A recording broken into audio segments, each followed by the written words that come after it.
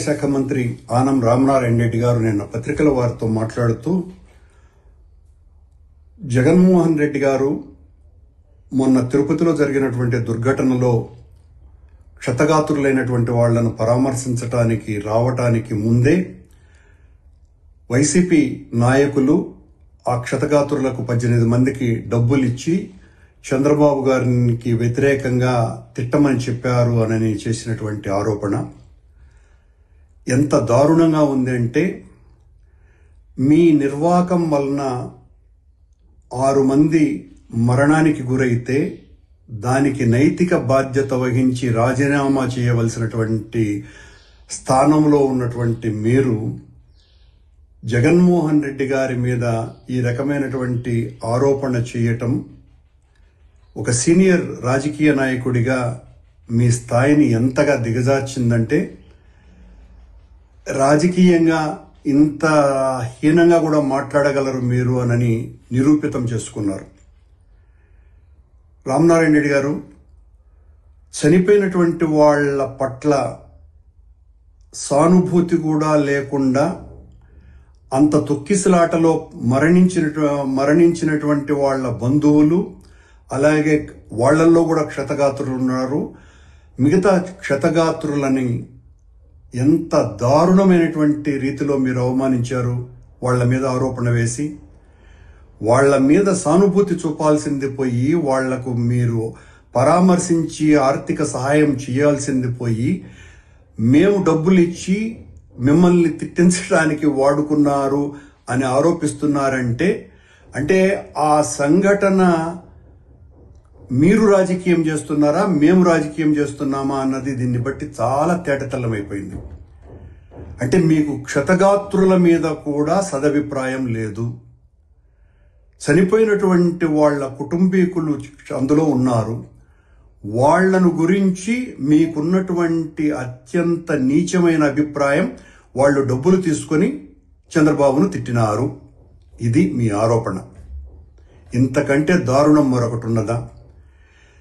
ఈ మొత్తం ఎపిసోడ్లో వైసీపీ నాయకులు లేకపోతే మేము కానీ ఎవరం కూడా మీ పాత్రకు సంబంధించి ఏమి మాట్లాడలేదు కాబట్టి, తద్వారా మీరు నా అస్తిత్వం ఎక్కడ తగ్గిపోతుందోనని ఈ రకమైనటువంటి ఆరోపణలకు దిగినారో లేదో దిగినారేమో అర్థం కావటం లేదు.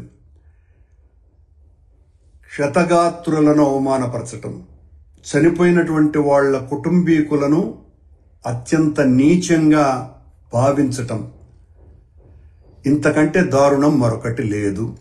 అలాగే మేము అక్కడికి వచ్చినప్పుడు జగన్మోహన్ రెడ్డి గారిని అక్కడికి ఆసుపత్రికి రాకుండా చేయటం కోసమని అడుగడుగున ఆటంకం కలిగించింది మీ ప్రభుత్వం. దారిలో ఒక మాజీ ముఖ్యమంత్రిని అడ్డుకోవటానికి ట్రాక్టర్లు అడ్డుపెట్టి ఇంత నీచంగా వ్యవహరించింది మీ ప్రభుత్వం. ఇంతకంటే దారుణం మరొకటి ఉన్నదా? మీరు ఎన్ని రకాలైనటువంటి దుర్మార్గపు చర్యలు చేశారో జగన్మోహన్ రెడ్డి గారిని అడ్డుకోవటానికి. జగన్మోహన్ రెడ్డి లాంటి ఒక ప్రజానాయకుడు వచ్చినప్పుడు పోలీసులు కనీసమైనటువంటి భద్రత కూడా ఇవ్వకుండా, మేము ఆసుపత్రిలో పరామర్శించడానికి వస్తే పవన్ కళ్యాణ్ ఉద్దేశపూర్వకంగా ఆసుపత్రిలో దాదాపు 2 గంటలకు పైగా అక్కడ ఉండటం, జగన్మోహన్ రెడ్డి గారు వచ్చినారని తెలిసినప్పటికీ కూడా కావాలనే ఆయన్ను ఆసుపత్రిలోకి రానివ్వకుండా చేయటం కోసమని తన ప్రోగ్రామును మరింత పొడిగించుకోవటం, ఇవన్నీ మీ కళ్ళకు కనపడలా. అట్లాగే నిన్న డబ్బులు ఇచ్చినటువంటి మేము ఈ డబ్బులు ఇచ్చినామని వైసీపీ వాళ్ళ మీద మీరు ఏదైతే ఆరోపణలు చేస్తున్నారో అవన్నీ సీసీ కెమెరాలలో రికార్డ్ అయినాయి అని చెప్తున్నారు. రామనారాయణ గారికి ఛాలెంజ్ చేస్తున్నాం. అది నిజమైతే, మీరు నిజంగా దేవుడి మీద భక్తి కలిగినటువంటి వాళ్ళైతే ఆ సీసీ కెమెరాల ఫుటేజ్ని బయట పెట్టాలి. మేము డబ్బులు ఇచ్చినట్టుగా మీరు నిరూపించాలి. నిరూపించలేకపోతే, ఎందుకంటే సీసీ ఫుటేజ్లు మీ అధీనంలోనే ఉంటాయి. నిరూపించలేకపోతే వెంటనే మీ పదవికి రాజీనామా చేయాలి.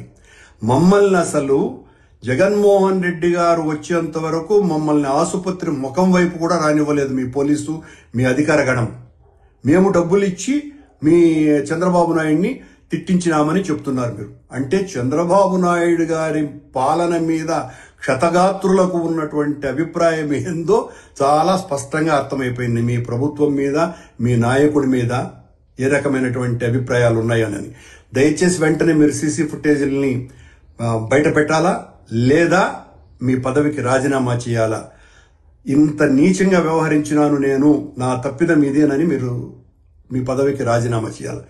మీ చర్య ఎలా ఉన్నది అంటే, మీ పార్టీలో మీ పదవి దేవాదాయ శాఖ మంత్రి అయినప్పటికీ కూడా మిమ్మల్ని పట్టించుకునే వాళ్ళు ఎవరు లేరు కనుక, అదేదో సామెత ఉంది, ఆ తోలుగుడ్డు పెట్టే కోడికి ఎంత విలువ ఉందో, నిజమైన గుడ్డు కాకుండా తోలుగుడ్డు పెట్టేటువంటి కోడికి, ఆ రకమైనటువంటి కోడిగా మీరు తెలుగుదేశం ప్రభుత్వంలో మంత్రిగా ఉన్నారు.